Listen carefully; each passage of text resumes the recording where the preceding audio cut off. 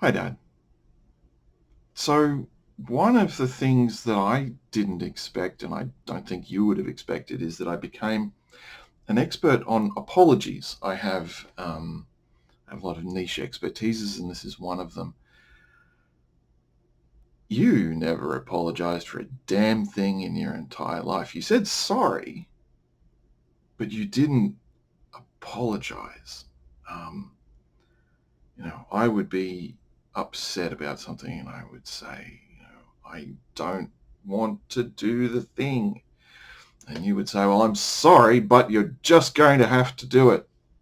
Um, and the words I'm sorry, but continue. I'm able to be polite these days if I hear those words. But the moment someone says to me, I'm sorry, but, I will respond with, you're not sorry.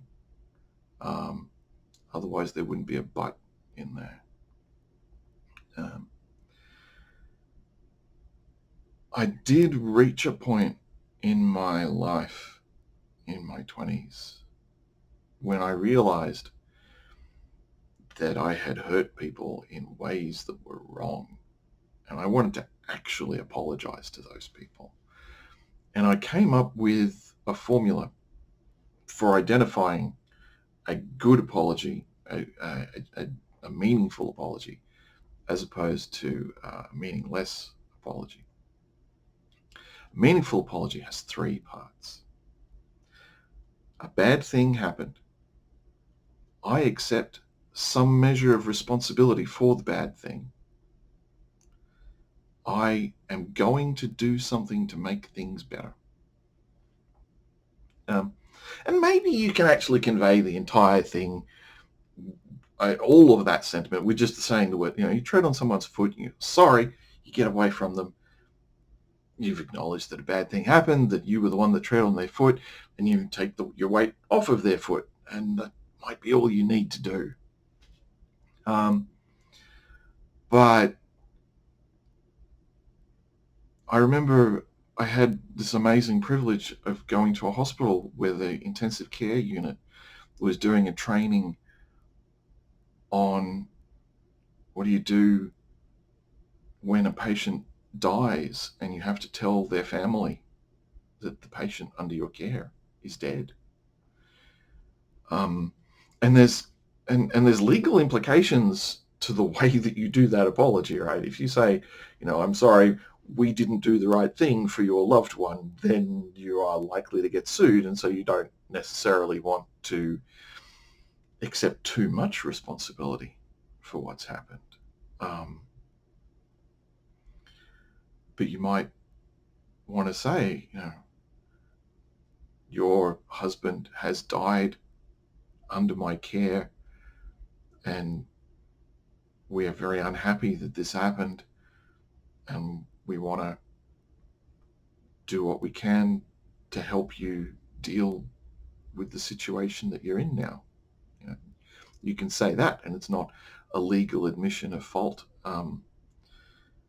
That was one of my contributions to that training course. Actually, was to say that you might, instead of being purely factual, you might just want to describe how you feel a little bit.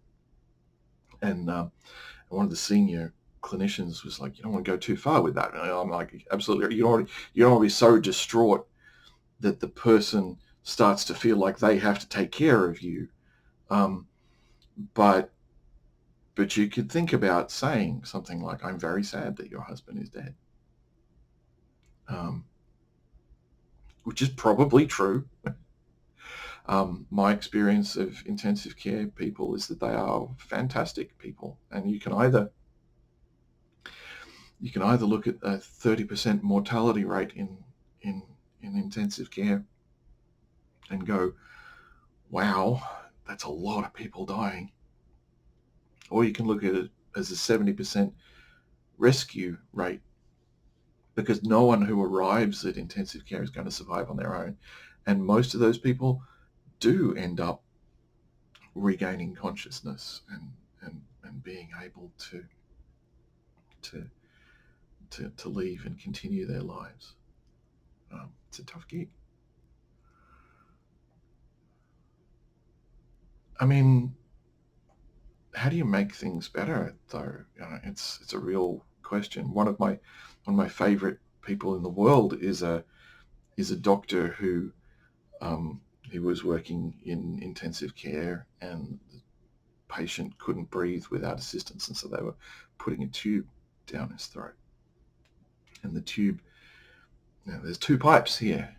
There's the windpipe, whose name I have forgotten, and there's the food pipe behind it, the esophagus.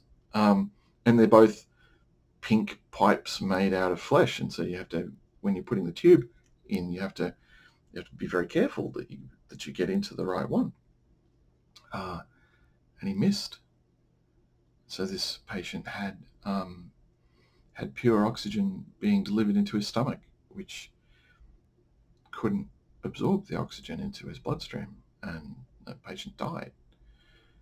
And he's spent the rest of his life training intensive care people about the possibilities that they can make mistakes. And we did some really interesting stuff working together, and he introduced me to an emergency medicine doctor who was also really concerned about mistakes and psychological safety. And there was this whole piece of work that I was very proud of. Didn't make any money. I really wanted it to be my new, to be a business that I could live off, but it's a lot harder to make money out of having ideas than I realized.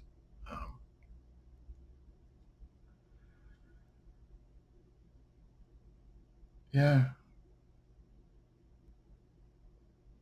So apologies, right?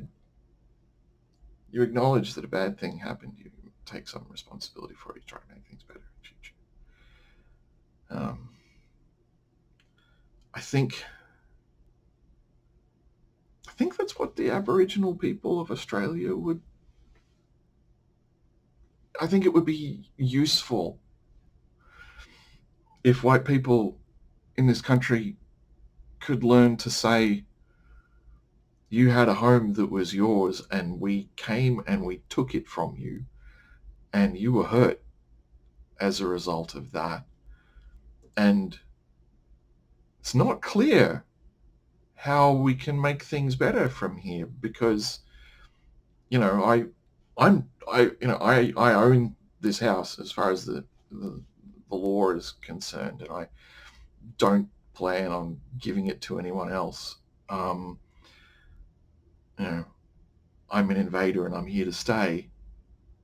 But if we could at least acknowledge the truth of that, and that people got hurt in the process of getting to where we are, I think it'd help. And certainly in terms of the people that I've hurt who are willing to hear from me,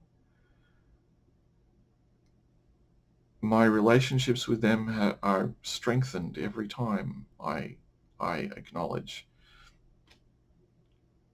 Yeah, it's not a court of law. A relationship. This is the thing about your entire generation. A relationship is not a court of law.